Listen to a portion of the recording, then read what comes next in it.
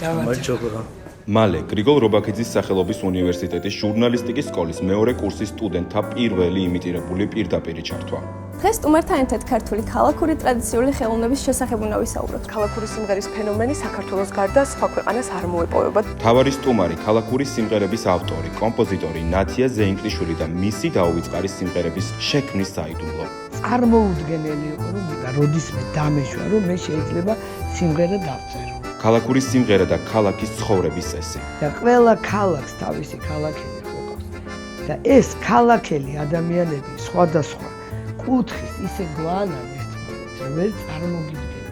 სიმღერის წარმატებისას არ შეიძლება არ ვახსენოთ ლექსი. თქვენ ამ ხრივ გაგიმართლოთ, რადგან გვერდით გყავდათ მანანა სიამაშვილი. თუ კი რამე წარმატება შეიძლება ერქვას ჩემს სიმღერებს და რაღაცა ცნობილია, ეს მართლა ვიცახი, ეს არის მანანა სიამაშვილის დამსახურება.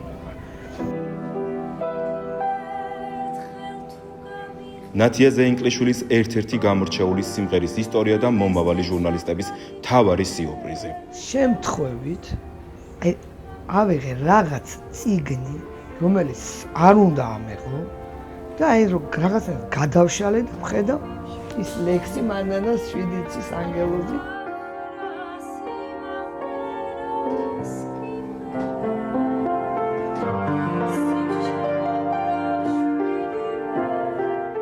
მალე ყველა მულტიმედია პლატფორმაზე.